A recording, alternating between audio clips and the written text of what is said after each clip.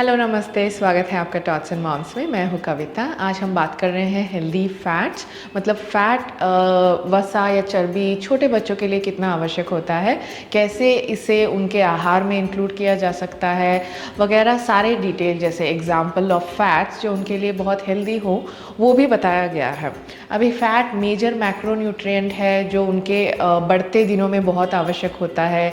ये उनमें जो बहुत सारे एक्टिविटीज़ हैं, माइलस्टोन्स रीच करने के लिए, मददगार शक्ति देने के लिए भी आवश्यक होता है। उनके ब्रेन डेवलपमेंट के लिए, उनके स्किन के लिए, इम्यूनिटी के लिए, रोग निरोधक शक्ति बढ़ाने के लिए और उनकी जीर्ण क्रिया या डाइजेशन इम्प्रूव करने के लिए आवश्यक है। इसमें फैट सॉल्युबल वाइटामिन्स जो अब्जॉर्ब करने की शक्ति होती है उसके लिए ये फ्यूल जैसे काम करता है। अगर फैट है तो ही विटामिन ए जो बच्चों के लिए गुड विजन या जनरली गुड विजन दृष्टि के लिए आवश्यक होता है, विटामिन डी जो बोन हेल्थ के लिए हड्डियों के लिए आवश्यक होता है, विटामिन ई जो स्किन के लिए आवश्यकता होता है, विटामिन के जो हीलिंग के लिए, मतलब अगर कोई घाव है बच्चों में तो उसे भरने के लिए आवश्यक होता है ये, और इन सब को ऑब्जॉर्व करने के लिए अच्छे फैट होने आवश्यक है बॉडी में। तो चलिए अगले भाग में बढ़ते हैं। उससे पहले मैं रिक्वेस्ट करूंगी कि हमारे चैनल को सब्सक्राइब करें। रेगुलरली मैं यहाँ पे बहुत सारे शिशु संबंधित वीडियोस बनाती हूँ, उनके खाने के बारे में, फूड चार्ट के बारे में या उनके हेल्थ कंसर्न्स के बारे में, और बहुत सारे बेबी और किड्स फूड रेसिपीज़ यहाँ पे आपको मिल जाएंगे। तो पहले प्लीज़ जाके सब्सक्राइब बटन क्लिक कीजिएगा और वीडियो पसंद आ रहा है तो लाइक बटन क्लिक कर दीजिएगा। 3 तरह के फैट्स हम डिवाइड कर सकते हैं। पहला होता है अनसैचुरेटेड फैट जो बहुत नेचुरली अवेलेबल होता है और डेफिनेटली आवश्यक होता है सभी के लिए। और इसके सोर्स जैसे ड्राई फ्रूट्स हो सकते हैं, जैसे बादाम, पिस्ता वगैरह, या फिर सीड्स हो सकते हैं, बीज किसी के, और पम्पकिन सीड्स, सनफ्लावर सीड्स जैसे, और टोफू जो सोयाबीन से बनाया जाता है, और सोयाबीन भी हो सकता है, या फिर मूंगफलियाँ। ये सारे एग्जाम्पल हैं अनसैचुरेटेड फ़ैट के। दूसरा है सैचुरेटेड फ़ैट जो हमें मॉडरेशन में लेना है, बहुत ज़्यादा नहीं लेना है। और इनके एग्जाम्पल है घी, क्योंकि ये सैचुरेटेड फ़ैट है, बहुत ही ज़्यादा नहीं लेना है। और कोकोनट ऑयल हो गया, या फिर मिल्क प्रोडक्ट्स जैसे पनीर, दही वगैरह अच्छे हैं, लेना है बट बहुत ज़्यादा नहीं लेना है। और तीसरा है ट्रांस फैट, ये बिल्कुल ही नहीं लेना है, पर सुनते नहीं हैं लोग। जंक फूड जो भी प्रोसेस्ड फूड होता है उसमें ट्रांस फैट होता है, स्पेशली बच्चों के लिए डेंजरस है, तो प्लीज़ इसे टोटली अवॉइड कीजिएगा। अब जानते हैं कितने अमाउंट का हमें फ़ैट कैलकुलेट करना है, कि कैसे पता चलेगा वगैरह। तो I will give you a rough figure.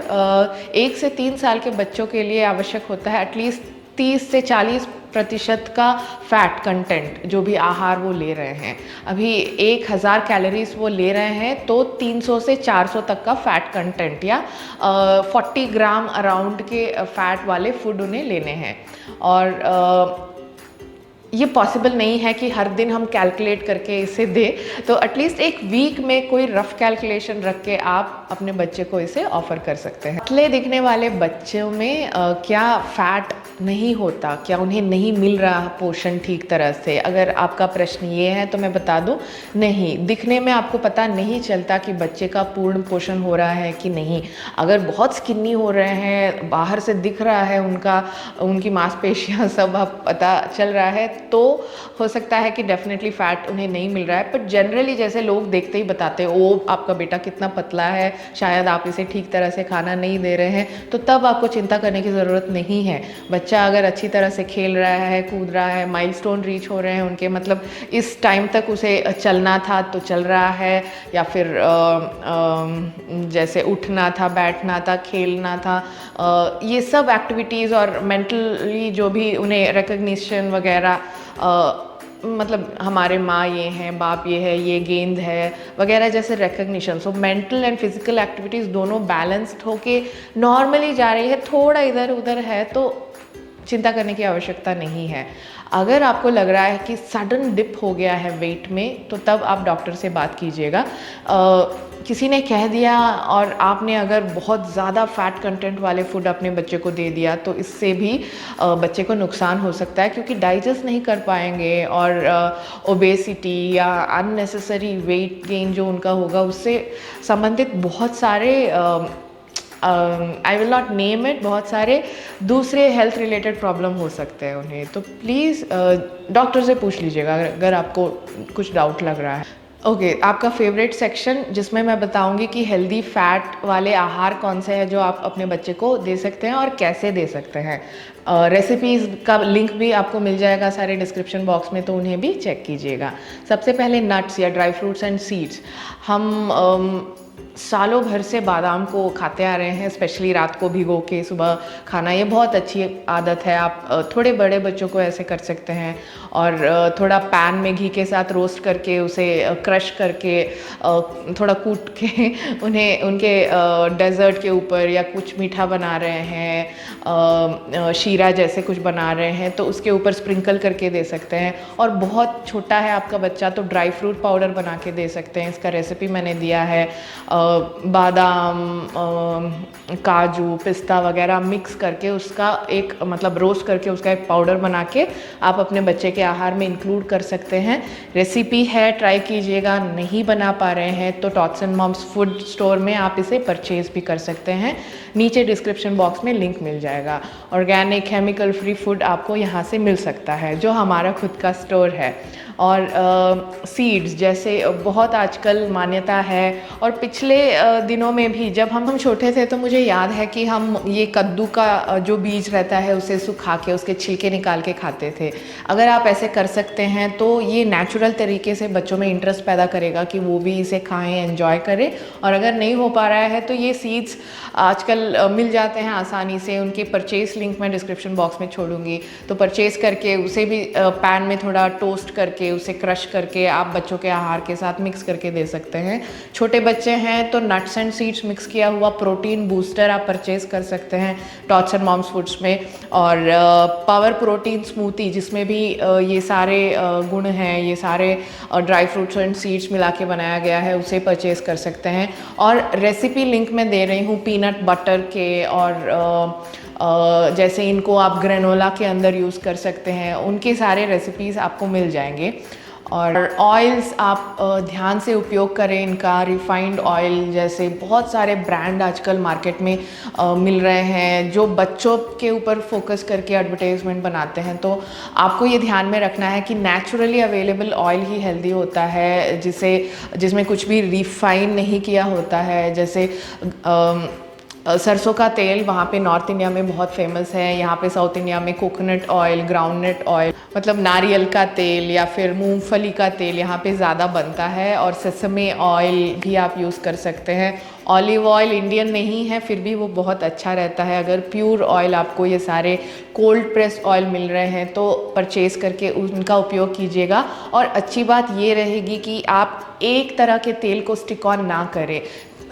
हर तरह का तेल एटलीस्ट रेगुलरली नहीं तो कभी कभार तो दूसरे वैरायटी का तेल उपयोग करें। हमारे में ये है कि हम टेस्ट बिगड़ जाएगा ये सोच के दूसरे तेल यूज़ नहीं करते, बट ये बहुत ही आवश्यक है। हम अगर अभी से ये आदत बनाएंगे तो बच्चे अडेप्ट कर लेंगे। डेयरी प्रोडक्ट्स के बारे में बात करें, ये भी बहुत अच्छे सोर्स होते हैं हेल्दी फैट्स के।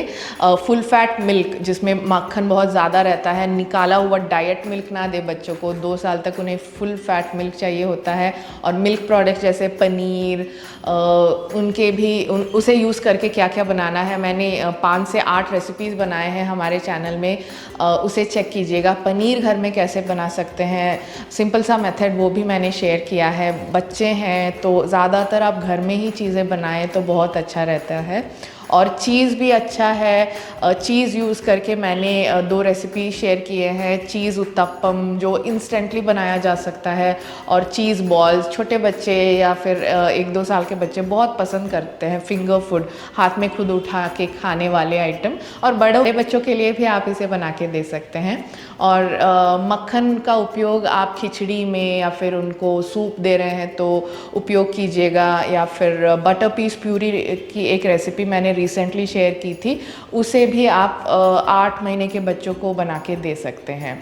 और अंडे बहुत अच्छे स्रोत होते हैं इस फ़ैट के, हेल्दी फ़ैट के, तो उसे भी आप उनके डाइट में इंक्लूड कर सकते हैं। वैराइटीज़ ऑफ रेसिपीज़ मैंने जैसे scrambled egg, egg rice, carrot rice with egg, और पैनकेक अंडे को यूज़ करके, ये सारे रेसिपीज़ मैंने बना के दिखाए हैं ब्लॉग में, ताकि सब आसानी से आप ट्राई कर सकें, तो उसे चेक कीजिएगा।